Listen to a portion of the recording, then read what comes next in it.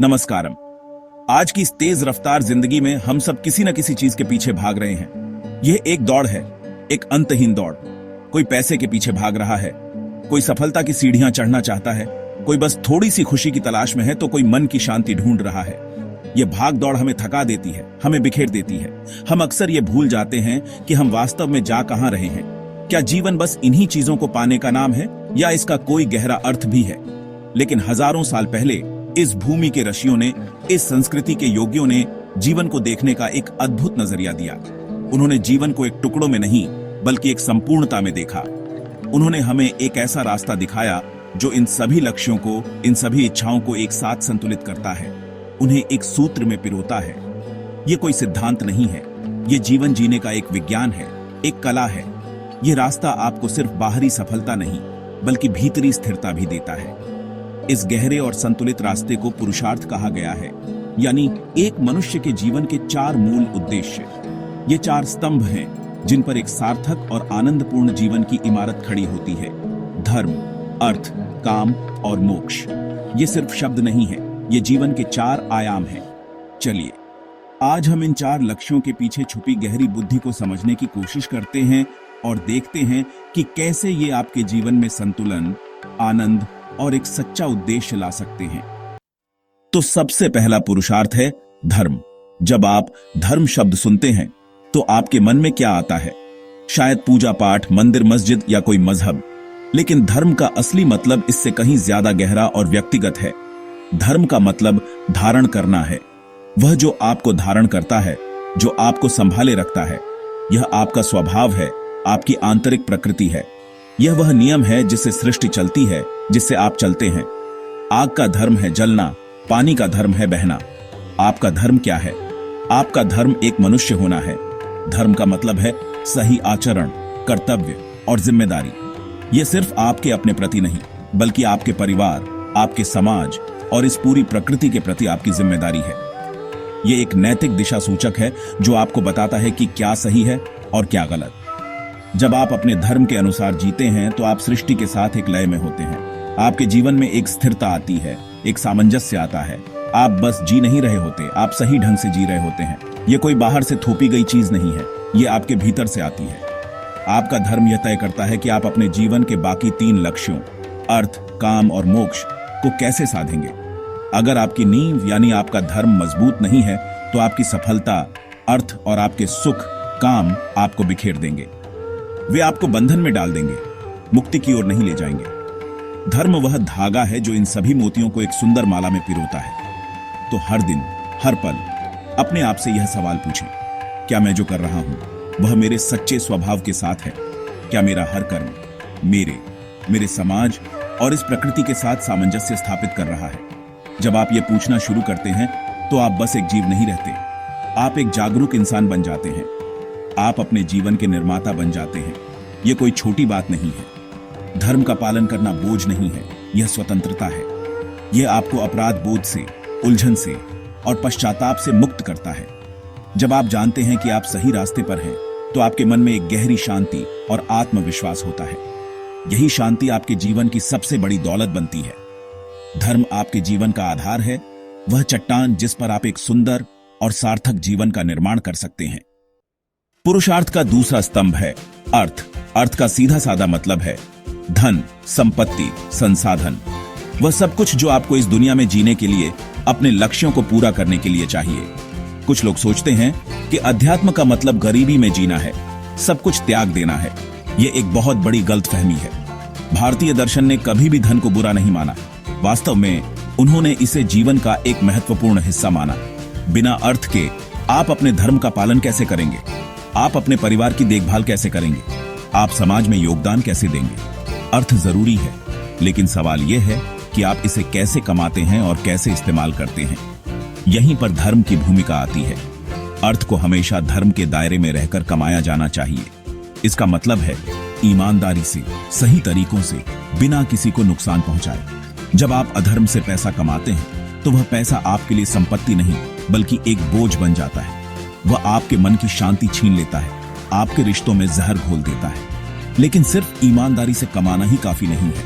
आप उस धन का उपयोग कैसे करते हैं, यह भी उतना ही महत्वपूर्ण है। अर्थ को सिर्फ जमा करने के लिए, अपने अहंकार को पोसने के लिए नहीं कमाया जाता। अर्थ एक ऊर्जा है, एक साधन है। इसका उद्देश्य आपके जीवन को और आपके आसपास के लोगों के जीवन को बेहतर बनाना है। इसे अपनी जरूरतों को पूरा करने, अपने परिवार को सहारा देने और फिर जो बचे उसे समाज की सेवा में लगाने के लिए इस्तेमाल किया जाना चाहिए। जब आप अपने धन को एक जिम्मेदारी की तरह देखते हैं, न कि सिर्फ एक अधिकार की तरह, तो आपका धन से रिश्ता बदल जाता है।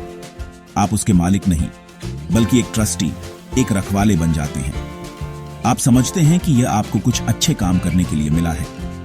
यह समझ आपको लालच और असुरक्षा से मुक्त करती है। आप देने में आनंद महसूस करते हैं, सिर्फ लेने में नहीं। तो अपनी आर्थिक स्थिति का मूल्यांकन करें। क्या आप सही तरीकों से कमा रहे हैं? क्या आपका धन आपके लिए सुरक्षा ला रहा है या चिंता? क्या आप इसका उपयोग सिर्फ अपने लिए कर रहे हैं या दूसरों के जीवन में भी कुछ मूल्य जोड़ रहे हैं? जब आप अपने अर्थ को धर्म से जोड़ देते हैं, तो आपकी संपत्ति आपके लिए बंधन नहीं, बल्कि मुक्ति का एक साधन बन जाती है। यह आपको इस दुनिया में प्रभावी ढंग से काम करने की शक्ति देती है। अब हम आते हैं जीवन के तीसरे उद्देश्य पर, काम। काम शब्द सुनते ही लोग अक्सर इसे सिर्फ यौन इच्छा या शारीरिक सुख से जोड़ देते हैं, लेकिन काम का दायरा इससे बहुत बड़ा है। काम का अर्थ है हर प्रकार की इच्छा, हर प्रकार का आनंद, हर प्रकार का सुख। इसमें प्रेम, सौंदर्य, कला, संगीत, रचनात्मकता और हर वह चीज शामिल है जो आपकी इंद्रियों और आपके मन को आनंद देती है। यह जीवन का उत्सव है, इसका रस है। भारतीय संस्कृति ने कभी भी आनंद को दबाने की बात नहीं की। उन्होंने कहा, जीवन को पूरी तरह से जियो, इसके हर रस का आनंद लो। अगर आप आनंद को नकारते हैं तो आप जीवन को ही नकार रहे हैं। लेकिन यहां भी एक शर्त है, एक संतुलन है। आपके आनंद को, आपकी इच्छाओं को धर्म के द्वारा अनुशासित होना चाहिए। बिना धर्म के काम सिर्फ वासना बनकर रह जाता है।